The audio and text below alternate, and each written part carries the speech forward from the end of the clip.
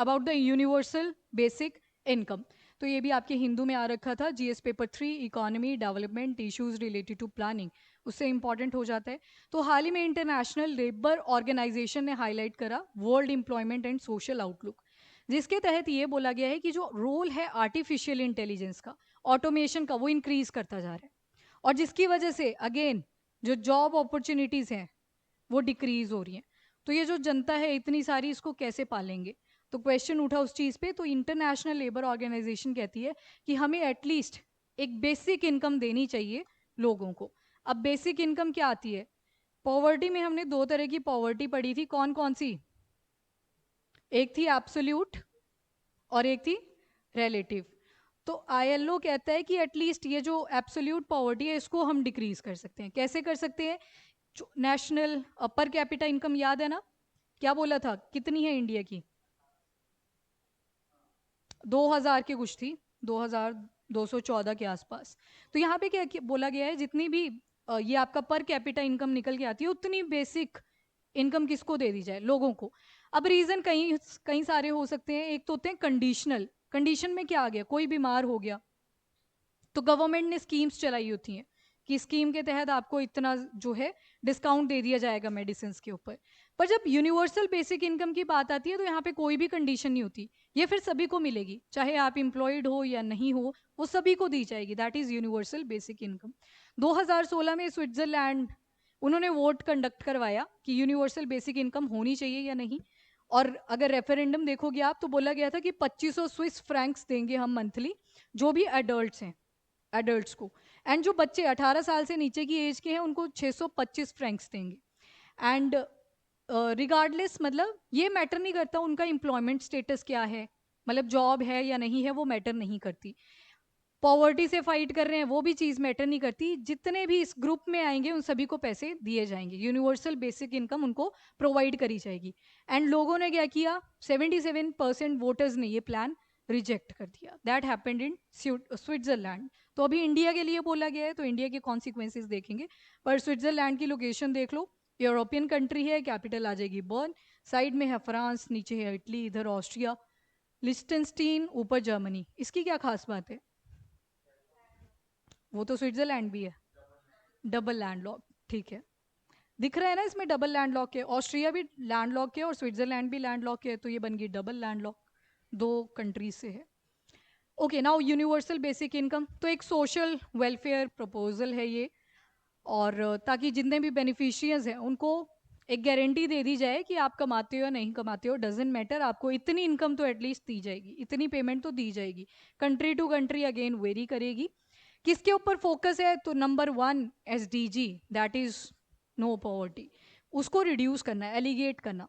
And replace the need based social programme. अब बड़े सारे सोशल प्रोग्राम चल रहे हैं, इंडिया के अंदर भी हैं, बाहर और सारी कंट्रीज के अंदर भी हैं। फॉर एग्जांपल इंडिया के अंदर डायरेक्ट बेनिफिट ट्रांसफ़र आपने सुना होगा, बड़ी सारी स्कीम्स ले आते हैं जिसमें बोल दिया जाता है कि फीमेल्स को मंथली 1000 रुपीज़ 2000 रुपीज़ ऐसे दे दिए जाएंगे।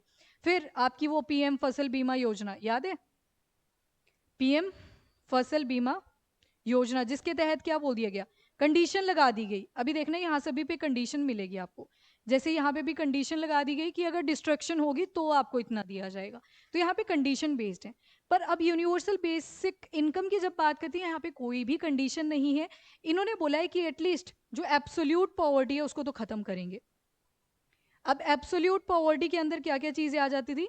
बेसिक नीड्स, रोटी कपड़ा और मकान आ जाता था, प्लस हेल्थ, प्लस एजुकेशन, 5 चीज़ें आ जाती हैं। तो उसको ख़त्म करने पे फोकस किया जाता है।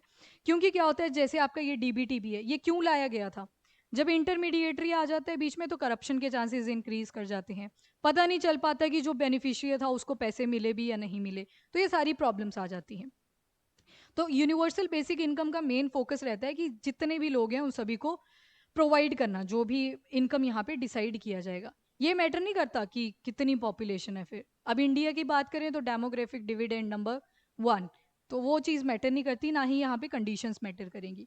पहले तो प्रोज देख लो इसके क्या क्या फ़ायदे हैं, फिर कॉन्स देख लेंगे, एंड इंडिया के पास क्या कोई ऑल्टरनेटिव है इसकी जगह पे यूबीआई की जगह पे, और लास्ट में देखेंगे किन किन कंट्रीज़ ने इम्प्लीमेंट करने की ट्राई करी, कितने कंट्रीज़ फेल हुए हैं, तो वो एक ही चार्ट में है।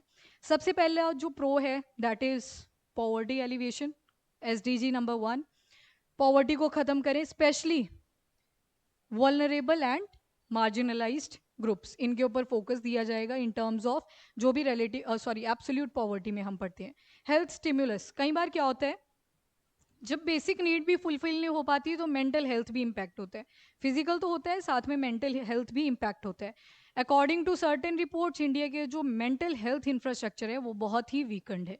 अराउंड 1 लाख के ऊपर दे रखा था कि एक साइकेट्रिस्ट मिलेगा आपको, तो बहुत ही बड़ा गैप आ गया, 1:1 लाख। ठीक है, तो बहुत ज़्यादा गैप था।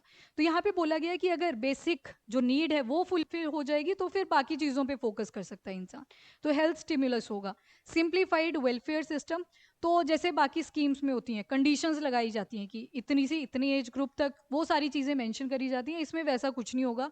No condition, only payment. तो यहाँ पे पेमेंट्स दी जाएंगी direct.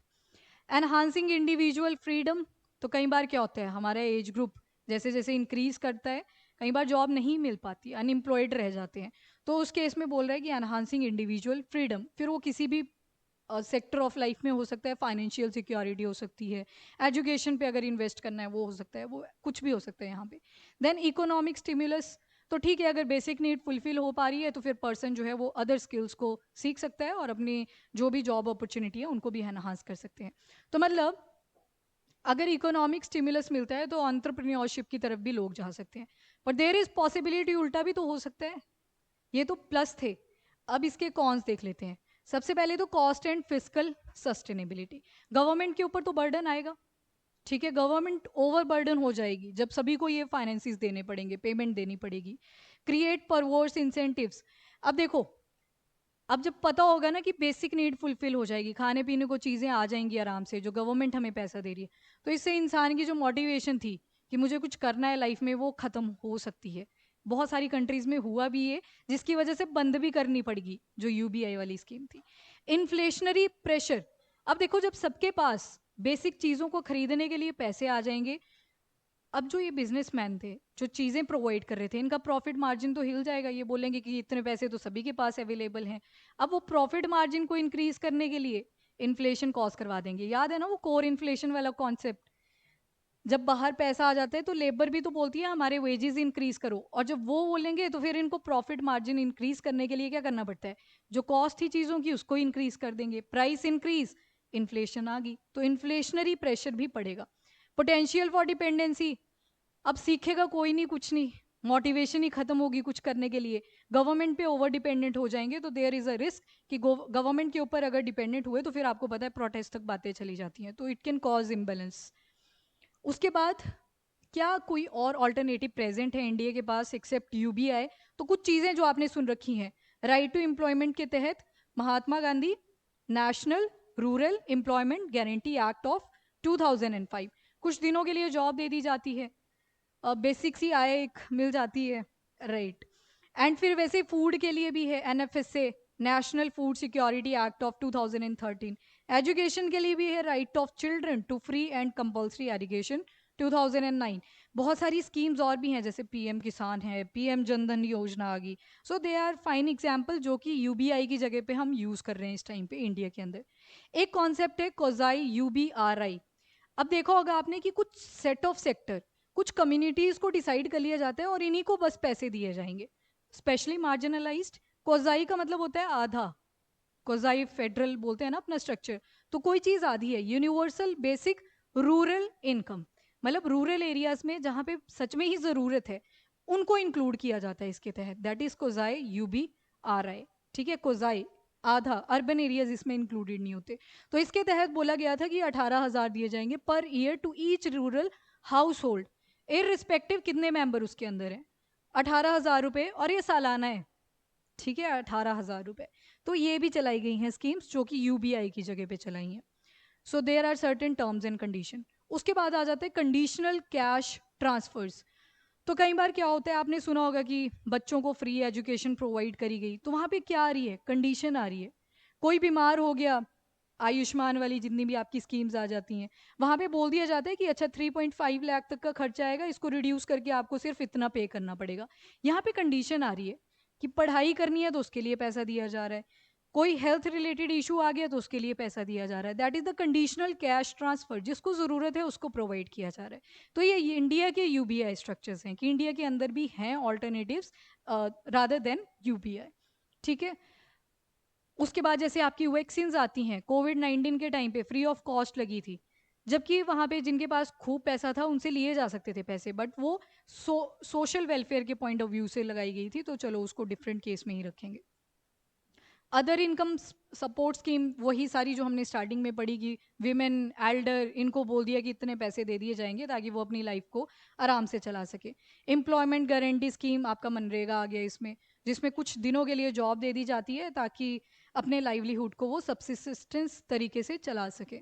Then universal basic services जो प्रोवाइड करी जाती हैं। पर खैर एक और चीज़ आएगी, ये भी आप कॉन्स में ऐड कर सकते थे, टैक्स। अब जब फाइनेंशियल बर्डन आएगा गवर्नमेंट के ऊपर, तो फिर से क्या होगा, जो लोग अपना कमा रहे हैं उनके ऊपर टैक्स लगा दिया जाएगा, तो फिर से जो टैक्स देते हैं ईमानदारी से उनके ऊपर भी बर्डन आएगा indirectly. Yes, you can add this point as well. लो, ये कुछ कंट्रीज हैं जहाँ पे ये मॉडल्स अप्लाई करे गए थे। इवन इंडिया के अंदर देखें तो 1938 से इसकी डिस्कशन होनी शुरू हो गई थी यूबीआई को लेके। 1964 में एक प्रोग्राम भी प्लान किया गया। 2011 से 12 तक दो जो पायलट प्रोजेक्ट थे, यानी कि ट्राई करने के लिए कि क्या ये सक्सेसफुल हो पाएगा या नहीं हो पाएगा, तो 8 विलेज से सेलेक्ट करे गए मध्य प्रदेश के, और वहाँ पे ये इम्प्लीमेंट कर दिया गया। देन 2016 टू 17 तक ये बोला गया कि एटलीस्ट 75% पॉपुलेशन को हमें ऐसी स्कीम लेके आनी चाहिए जिसके तहत ये सब्सिडी या फिर इनकम प्रोवाइड करनी चाहिए। 2022 सिक्किम के रिस्पेक्ट में यूबीआई आ रखा था। एंड अगर थ्रू आउट द वर्ल्ड देखोगे तो यूएस का एक अलास्का परमानेंट फंड है, जिसके तहत क्या किया जाता है, जो भी ऑयल से रेवेन्यू जनरेट होता है वहाँ से पैसे निकाल के यूबीआई की फॉर्म में लोगों को दे दिए जाते हैं। और देन आता है आपका स्टॉकहोम कैलिफोर्निया का है, फिनलैंड का है। फिनलैंड ने ना ये स्कीम शुरू करी थी 2017 में, जिसमें 2000 जॉबलेस जो पीपल थे, ये नंबर है पीपल का, उधर कम ही थे क्योंकि पॉपुलेशन कम है, तो उनको बोला गया था कि 560 यूरोस दिए जाएंगे। बाद में ये बंद कर दी गई थी। बंद क्यों करी गई? ओवर डिपेंडेंसी की वजह से। तो ये फिनलैंड का केस था, ये भी आप यूज़ कर सकते हो एग्जाम्पल्स में। Then come to France. France में सेनेट कमेटी बनाई गई थी जिसमें रिकमेंडेशन दी गई थी कि हमें यूनिवर्सल बेसिक इनकम रखनी चाहिए। स्कॉटलैंड है, यूके एंड जर्मनी है, तो इन्होंने भी वेरियस स्टडीज़ कंडक्ट करी एक्सपेरिमेंट बेसिस पे कि हमें ये यूबीआई देनी चाहिए या नहीं देनी चाहिए। तो स्विट्ज़रलैंड का एग्जाम्पल आपने देख लिया 2016 का, वो भी आप मेंशन कर सकते हो। तो वहाँ पे तो वोटर्स थे, जो लोग थे, उन्होंने खुद ही मना कर दी कि हमें नहीं चाहिए यूनिवर्सल बेसिक इनकम। ठीक है। और जो बाकी के बचे वो होंगे अनएम्प्लॉयड, उन्होंने बोल दिया कि हाँ हाँ चाहिए। ठीक है, तो वो चीज़ होगी। तो देखो थ्रू आउट द नेशंस इसकी बात होती है, ना कि सिर्फ इंडिया के अंदर। इस क्वेश्चन को प्रैक्टिस कर लेना एक बार, नोट कर लो, ऑनलाइन ऑफलाइन दोनों।